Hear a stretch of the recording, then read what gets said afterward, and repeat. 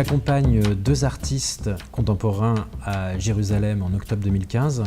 Ces 2 artistes vont réaliser une performance vidéo et à peine nous posons le pied sur le sol israélien que débute l'intifada des couteaux. Et donc à ce moment, évidemment, on rentre dans un drame au quotidien qui remet totalement en cause la performance. Et donc on avait 2 alternatives, soit ils restaient sur leur idée première, et donc de revenir 2, 3, 6 mois plus tard, soit on faisait état de ce contexte qui n'était pas aussi pacifique qu'on l'aurait souhaité, et on créait des pièces, on se mettait en situation d'éponge pour absorber le contexte symboliquement et très pragmatiquement, et inventer des pièces de remplacement pour partir de ce territoire avec une vision beaucoup plus juste de sa situation actuelle. Le deuxième fil rouge est beaucoup plus passionnant parce que là on rentre dans une enquête qui n'est pas policière mais qui est artistique et symbolique. Et découvrir un lieu sans être dans la peau du journaliste ou sans être dans la peau du policier, mais en étant dans la peau de l'artiste, ça permet de regarder les choses avec un filtre symbolique, plastique, architectural, beaucoup plus captivant. Mon livre est une invitation à découvrir la tension de Jérusalem. Dans un silence assez parfait, on ne sent que la lumière d'une pureté absolue.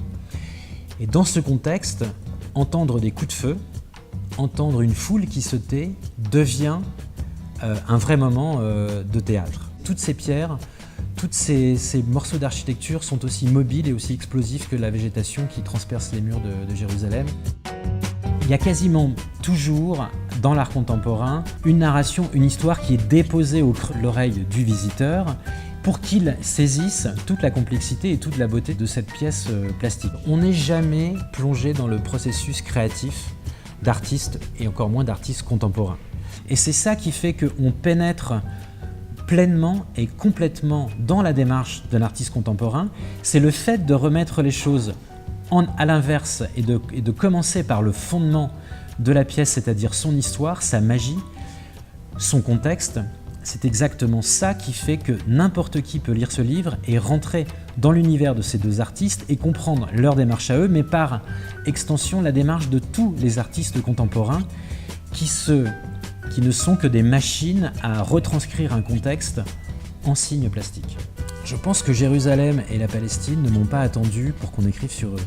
En revanche, si à la fin de la lecture de ce livre, les gens peuvent se dire « Ah, un artiste contemporain, c'est beaucoup moins éthéré et c'est beaucoup plus charnel et c'est beaucoup plus réaliste et pragmatique et captivant que je ne le pensais », alors là, j'ai gagné.